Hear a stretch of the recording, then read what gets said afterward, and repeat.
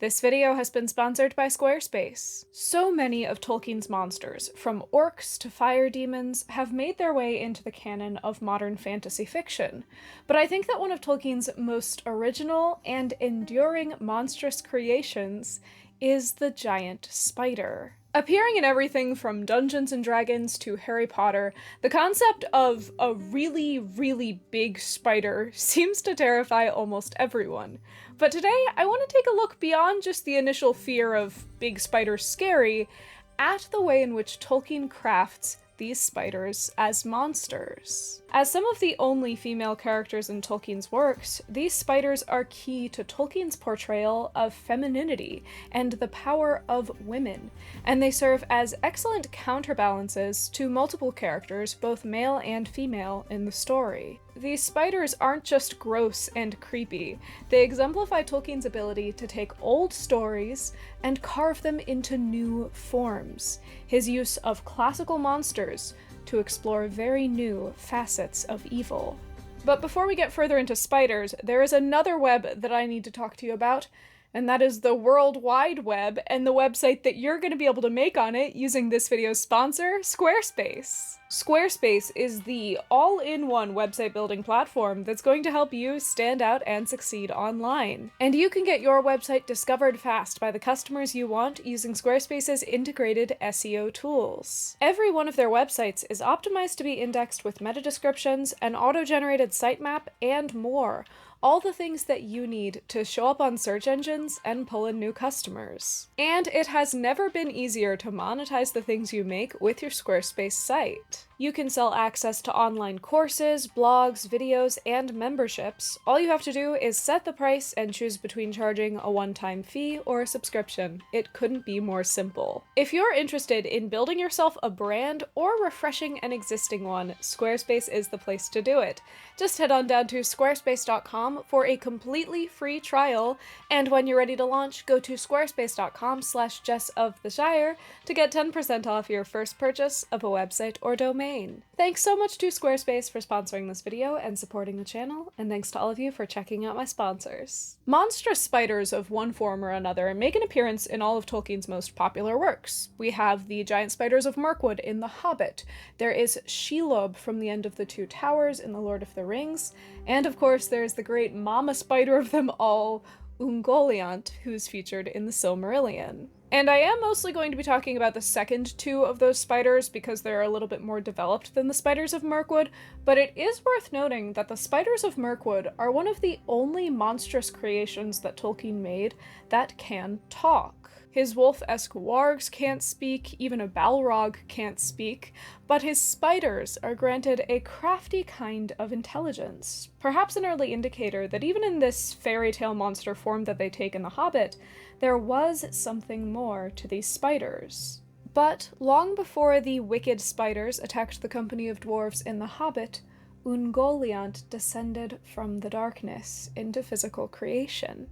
Her name is derived from the Sindarin word Ungol, which means spider, but not even the elves know exactly where Ungoliant came from, or even what she is. All that they can surmise is that she's older than time and strayed to the path of evil even before that. Ungoliant had many children, but by the time of The Lord of the Rings, only Shelob, her last great daughter, is left. Shelob's name is derived from the modern English pronoun she and the Old English term for spider, lob. She is a she-spider.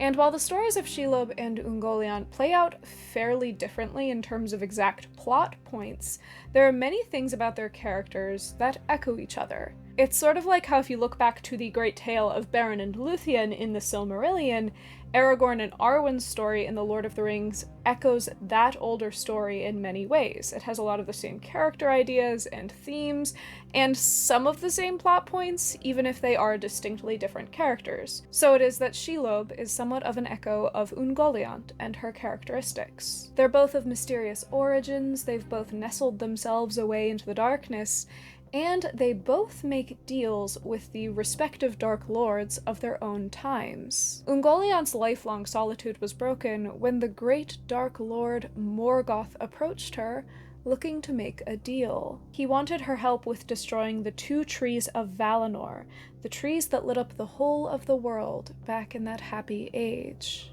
Therefore Melkor said to her, "Do as I bid, and if thou hunger still when all is done, then I will give thee whatsoever thy lust may demand, yea, with both hands." But Morgoth had no real idea what he was offering here.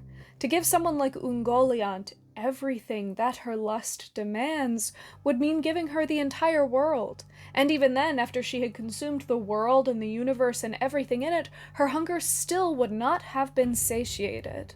And the word choice here is very significant, because Tolkien describes Ungoliant's hunger as a lust.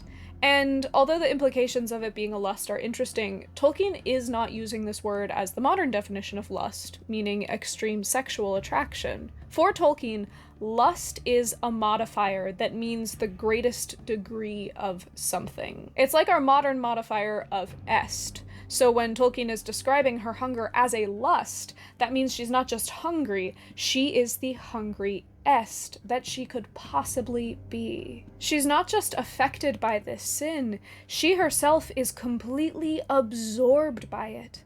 Every fiber of her being is bent to this consuming desire to feed on the light and goodness of the world. Morgoth, even if he isn't technically capable of doing it, offers to satiate that hunger. And so Ungoliant sets aside her fear and trepidation of the Valar and goes along with his plan. When the guard of the Valar is down, Morgoth and Ungoliant steal into their bright city, and Morgoth strikes the 2 trees with his spear, and as their bright sap poured out onto the ground, Ungoliant could not help herself. Ungoliant sucked it up, and going then from tree to tree, she set her black beak to their wounds till they were drained, and the poison of death that was in her went into their tissues and withered them, root, branch, and leaf, and they died. And still she thirsted, and going to the wells of Varda, she drank them dry, but Ungoliant belched forth black vapors as she drank, and swelled to a shape so vast and hideous that Melkor was afraid. Her appetite only whetted, Ungoliant and Morgoth flee across the ice bridge over to Middle-earth, and it is there that she demands her payment. And one by one, Morgoth feeds her the gems that he'd stolen from the elven horde. But she swallows them and still wants more, and she knows that in his other hand he holds more gems. But these are gems that Morgoth is not willing to give to her, the 3 great, beautiful Silmaril gems. Driven mad by her lust for these beautiful, brilliantly bright gems, Ungoliant attacks Morgoth, and he lets out a scream so loud, so painful, that it is still echoing in the valley where they fought. Morgoth was only saved from Ungoliant's wrath by an army of Balrogs, which was able to chase her off, and she went south, settling in Middle-earth and giving birth to hordes of spider children. This confrontation with Morgoth illuminates some interesting things about Ungoliant's character. You see, she is technically, physically, more powerful than Morgoth. However, she was able to be driven off because she was alone. The extremity of her gluttony, the sheer power of her hunger, has left her completely alone, and no matter how much physical and spiritual power she is able to achieve, this will be her downfall. And so it is that her descendant Shelob also lives alone, despite her strange alliance with Sauron, Tolkien describes. And as for Sauron, he knew where she lurked. It pleased him that she should dwell there, hungry but unabated in malice, a more sure watch upon that ancient path into his land than any other that his skill could have devised. So they both lived, delighting in their own devices, and feared no assault, nor wrath, nor any end to their wickedness. No one could call Shelob and Sauron allies, or friends, much less. They keep their distance, Sauron in his great towers, and Shelob in the dark caverns of Cirith Ungol. They do technically work together, considering that Shelob is inadvertently guarding one of the passages into Mordor, and Sauron sends her just enough prey into her traps to keep her appetite sharp, but they're hardly collaborators. Although they are both evil and they both have evil goals, they fundamentally disagree about how those goals should be executed in the world. Both Sauron and Morgoth before him epitomize what Tolkien identified as a very masculine kind of evil. They were jealous over Ilúvatar, the one god's ability to create, and when they realized that they could never be a maker in the same way that he was, this drove them to desire control and power.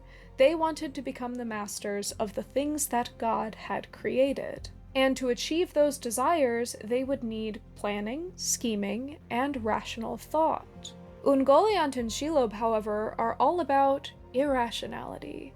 Their hunger, the extremity of their hunger, and their native power seems to overwhelm all conscious thought. Ungoliant never wanted to take over the world, she wanted to devour it, and this hunger turned her inward, further and further, until immediate gratification was all that she was capable of imagining. To Tolkien, this is the feminine flip side of evil, more fundamentally and primally powerful, but lacking the follow-through that makes the more masculine evil so insidious. In this contrast between our spiders and our dark lords, Tolkien shows the ways in which evil is never one-dimensional. While Sauron and Melkor are worth fearing, and worth fighting, and worth trying to defeat, one should always be aware that while you're fighting them out in the open, out on the battlefield, there might be something incomprehensibly worse lurking behind you.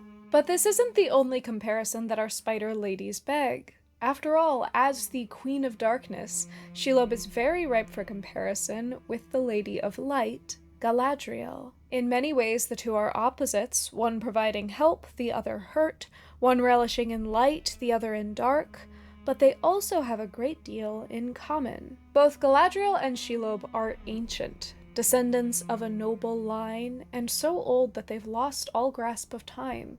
They're also both powerful, physically and spiritually, despite being women. They both have kind of ominous reputations, and they both stand at a kind of midpoint in the story. A lull that is also a turning point for these characters, where they have to decide who they are and what they are doing. Galadriel and Shelob are in many ways two sides of the same coin, the two polar opposites of what female power is capable of.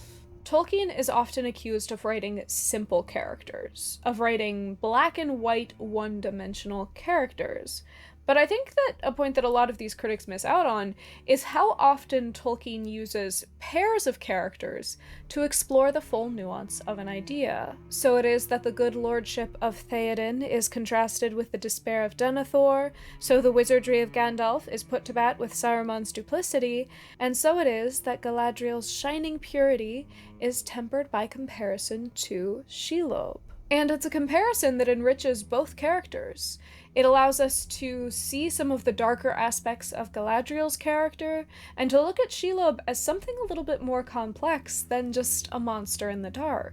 And we can see the ways in which the webs of secrecy and enchantment that both characters weave affect the way that people view them. Weaving as a concept appears in Tolkien's works multiple times, almost always done by women. There is Vaira, the wife of Mandos, who weaves out the tapestry of fate in the halls of the dead, and there's also an incident in the Silmarillion where Luthien weaves her hair into an enchanted cloak. And then, of course, there is Ungoliant and Shelob, weaving their webs of shadows. By granting spiders this very female trait, and by granting the female characters in The Lord of the Rings and the Silmarillion these spider-like traits, it calls for a comparison, and allows us to see the ways in which Shelob and Ungoliant serve as the extremity of female power.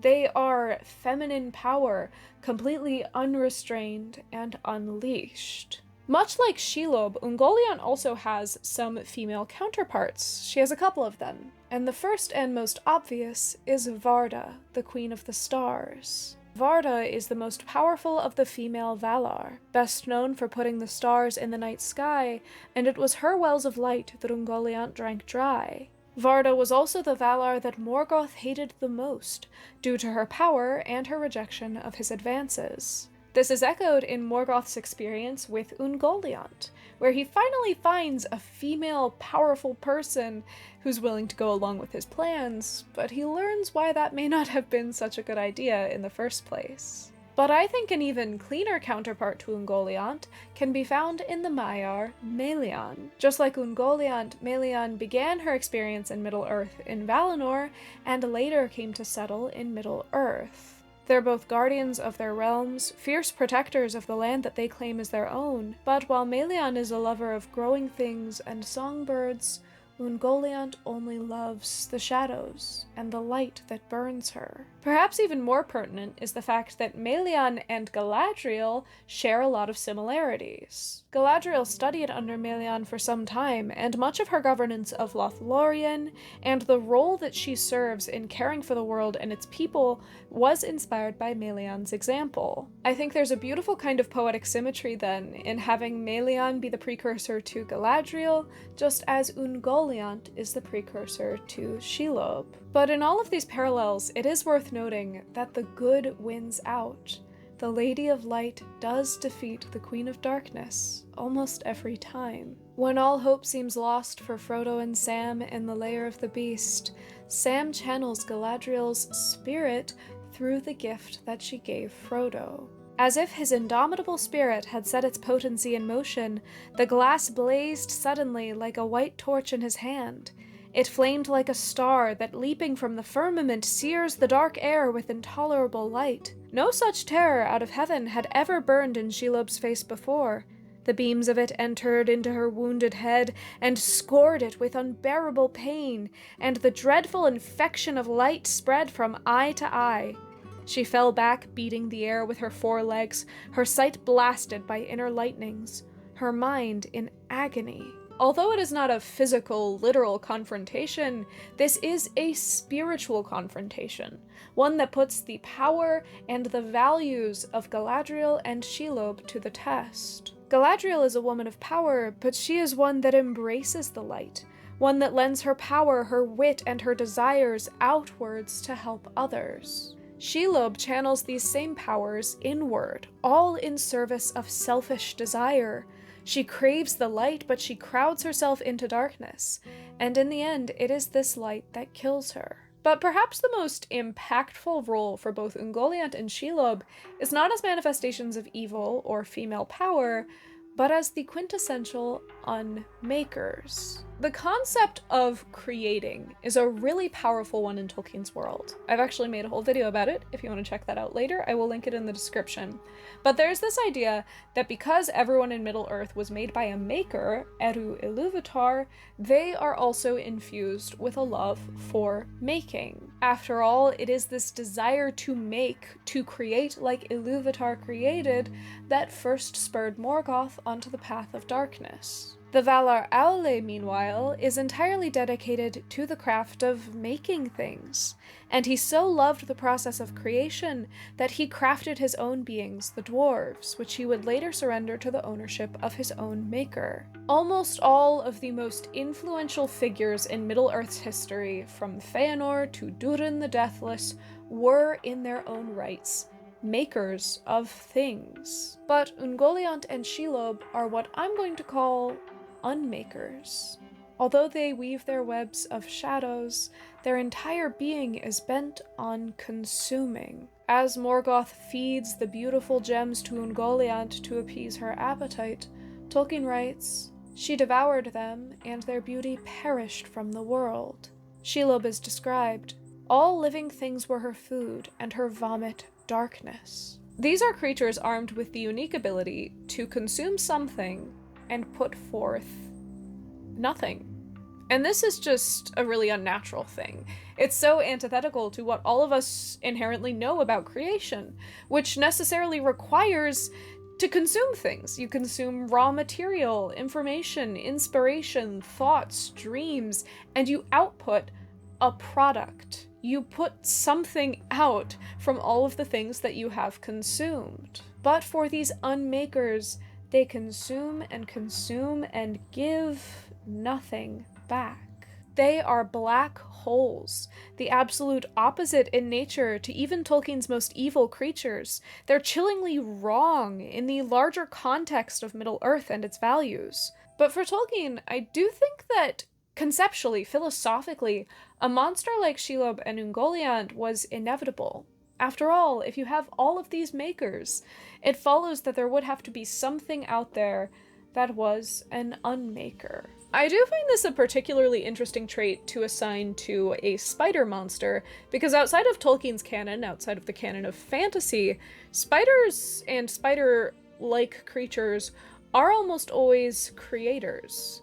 In fact, in a lot of myths, spiders and spider-like gods and deities are the makers of the entire universe. Native American Hopi tales have the Spider Woman co-creating the gods and the earth. Cherokee tales have the Grandmother Spider, who's credited with bringing the light of sun to the earth. In Greek legends, Arachne is such a talented weaver that the gods become jealous and turn her into a spider. Many other deities, such as the ancient Egyptian Neith and the Indian Brahma, are also depicted as weavers, and although they aren't spiders, they are associated with spiders in some ways, because they are the ones who wove the universe into being. Of course, there were more cunning and crafty spider depictions, such as the African trickster god Anansi, or the Japanese seductress Yorogumo, but in all, spiders in mythology were generally regarded as constructive female forces. And actually, most spider deities or mythic characters based on spiders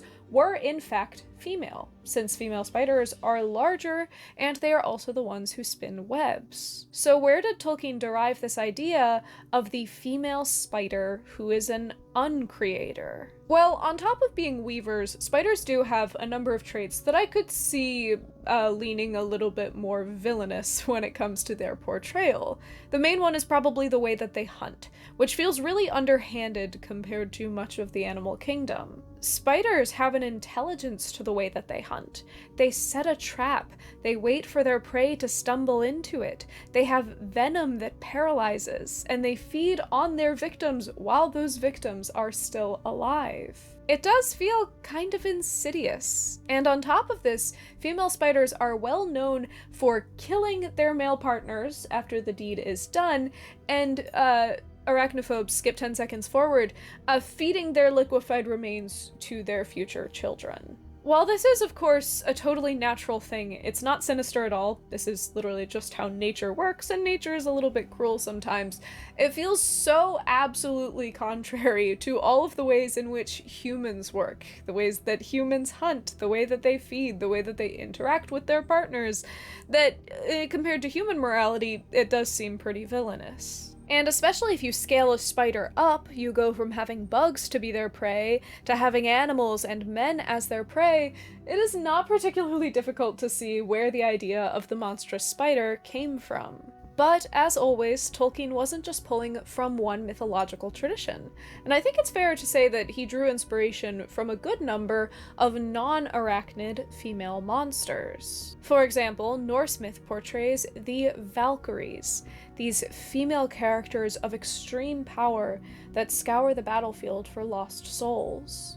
Valkyries are complex characters in Norse myth, neither strictly good nor strictly evil, exhibiting traits of ethereal beauty, extreme power both physically and spiritually. They're figures of ceremonial importance that are also capable of exerting extreme strength of will.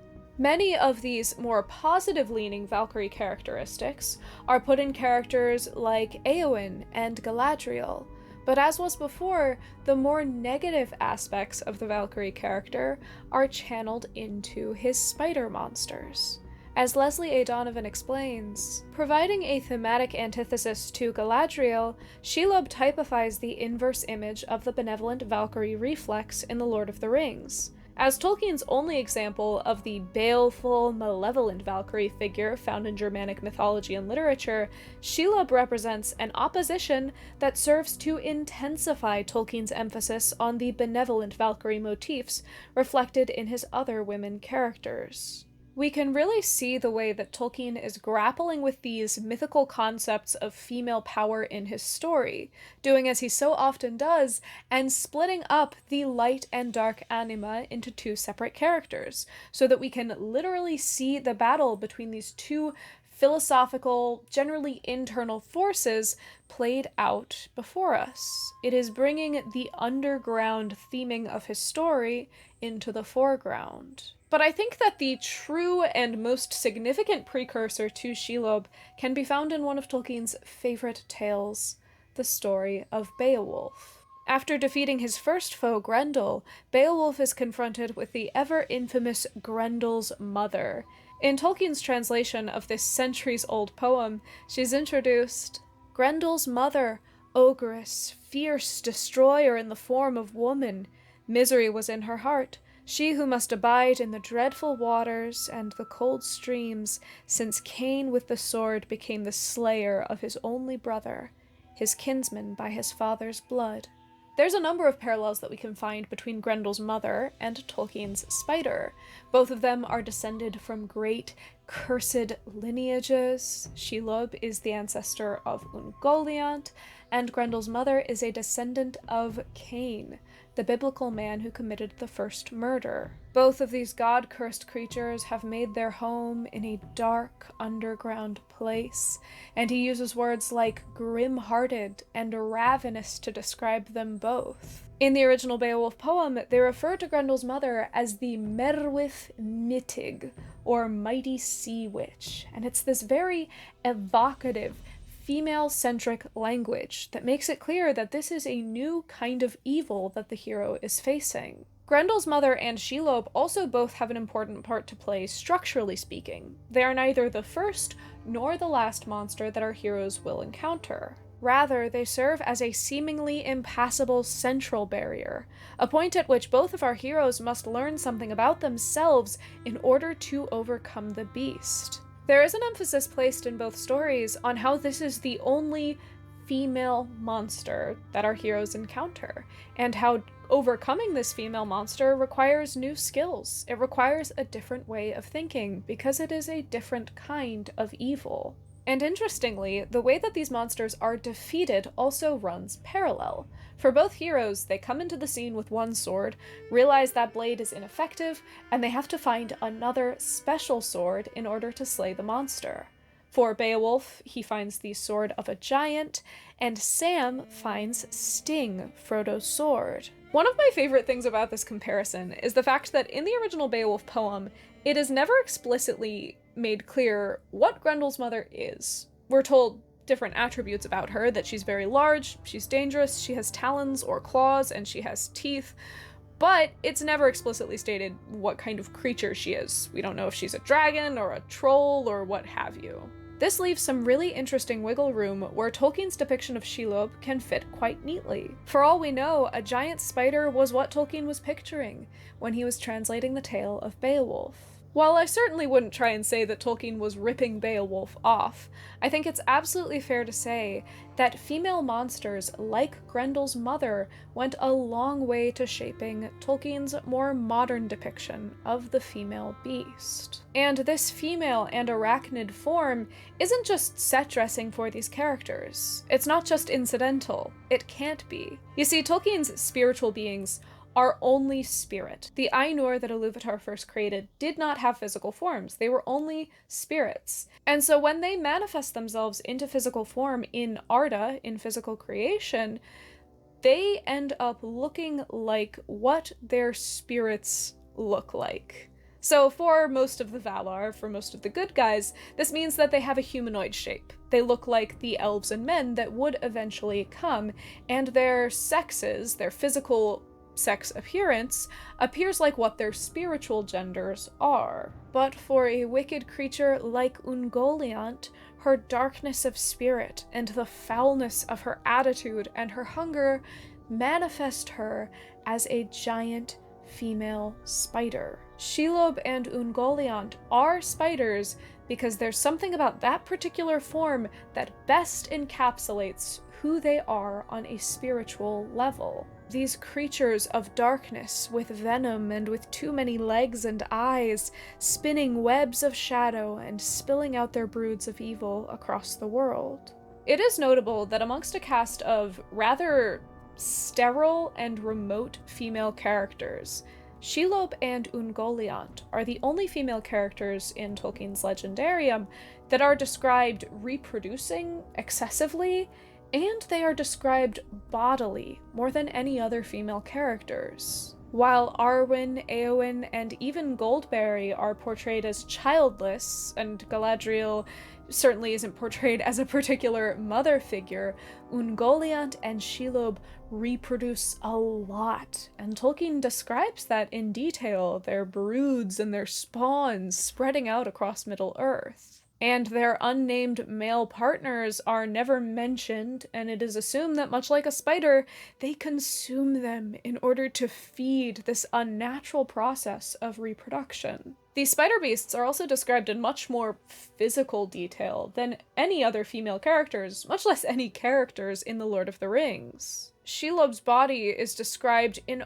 awful detail. Her swaying and sagging form, her hairs and spines, the stench of her. She's squeezing her soft, squelching body through the scene. While Galadriel, Arwen, Éowyn, Goldberry are depicted as these distant, beautiful, pure, untouchable paragons of beauty, Shelob gets this very visceral, physical description of who she is and what she looks like. Everything about these spiders embodies what Tolkien sees as the wrong kind of femininity. A femininity that thrives in isolation, that proliferates without the existence of any significant male presence.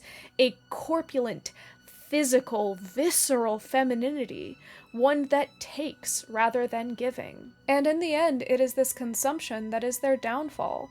These spider beasts paradoxically both love and resent light. They need it, they hunger, they starve for it, but they also close themselves away into these dark caves, spinning webs of shadow to keep themselves from the light. Their desires seem absolutely at odds with their actions. In the end, it's suggested that Ungoliant eats herself in her absolute starvation, and it is Shelob's own weight that deals her a devastating blow. Sam is simply holding the sword as Shelob, with a driving force of her own cruel will, with strength greater than any warrior's hand, thrust herself upon a bitter spike. These monsters are necessarily and inherently self-destructive, their very desires predicating their downfall, and yet they survive. While Sauron is a villain that can be faced, one who can be destroyed, we don't get any clear answer for Shelob. Tolkien simply concludes her character. Shelob was gone, and whether she lay long in her lair nursing her malice and her misery, and in slow years of darkness healed herself from within, rebuilding her clustered eyes, until with hunger like death she spun once more her dreadful snares in the glens of the Mountain of Shadow, this tale does not tell. While characters like Morgoth and like Sauron have very definitive and obvious beginnings and ends, a character like Shelob or like Ungoliant thrives in uncertainty. We never even learn what Ungoliant is. A lot of people tend to theorize that she's probably an Ainu spirit, and so she would be a Maiar spirit, but I don't necessarily think that's the most helpful explanation for who she is. I think it's better off being a mystery. Kind of like the dark flip side to Tom Bombadil. She's a character who we simply cannot know the origins of, because that would ruin the mystery that makes her so terrifying. We don't know exactly where this evil comes from, and we don't know where these mother monsters go. And although their type of evil is self-destructive and ultimately less cataclysmic than the male form of evil, it seems that Tolkien believes it is a much more primal and much more inescapable kind of evil. And this all might lead you to wonder where all this came from. Why does Tolkien hate spiders so much? And you might think you came across an answer by reading Humphrey Carpenter's biography of Tolkien, in which he describes a childhood experience for Tolkien where he was bitten by a tarantula and had to have the venom sucked out of the wound. But Tolkien was quick to counter this point, and claimed that that incident had no real impact on why he wrote spiders as monsters. In speaking about Shelob's arachnid nature, he wrote, "And if that has anything to do with my being stung by a tarantula when a small child, people are welcome to the notion, supposing the improbable that anyone is interested. I can only say that I remember nothing about it, should not know it if I had not been told, and I do not dislike spiders particularly, and have no urge to kill them. I usually rescue those whom I find in the bath." So I don't really think it's fair to say that Tolkien definitively had a fear of spiders. I think it is more so that spiders had the particular qualities that he thought would be the most beneficial to be used as a tool to portray the philosophical ideas that he was attempting to portray.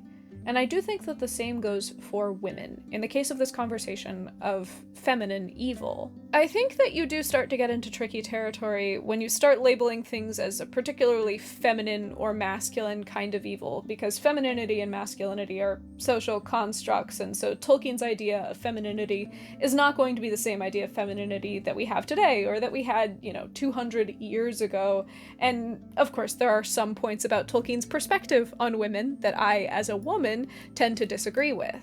But when you take into account the layers of metaphor with which Tolkien associated spiders with evil, I think it's fair to say that there is a good deal more nuance in Tolkien's female monsters. Tolkien was taking a well-established trope and breathing new life into it. He was plumbing the depths of what evil is and what it is capable of, and creating a new mythological structure that's gone on to be entered into the canon of the collective fantasy vision. Arachnophobia is a very real thing. I personally don't love to see a spider up close and personal in my business, but I think that these spiders spring out of much more than a simple phobia. They encapsulate some of our deepest and most fundamental fears. They draw from the wells of stories long past to create a new monster for a new age. Now, all of that being said, spiders are not evil, and they are a very, very important part of many ecosystems, so if you can at all avoid killing spiders, please do. The same goes for women. I've been really enjoying doing these kind of smaller, tighter focused, single subject videos, so if you have any specific characters or themes in The Lord of the Rings or any of the other stuff that I talk about that you want me to talk about in future videos, please let me know in the comments. And also let me know what your favorite spider-based monster or character is in literature. Spider-Man does count. I don't have any particular hot takes, although I do love Ungoliant an awful lot, so let me know in the comments who your favorite spider character is. Give this video a like if you enjoyed it, and feel free to share it with a friend who, I was gonna say is scared of spiders, but that feels really cruel, so maybe send this one to someone who's not scared of spiders? If you have a friend like that. My Patreon is also linked in the description if you want to check that out and support me monetarily. The folks that support me on my Patreon are the reason that I'm able to do this as my job, despite the ups and downs of ad revenue and sponsors and all that. So I just want to say that I really, really appreciate the people supporting me over on Patreon. Thank you so much for joining me this week, and I hope that you have a very happy, hobbity day.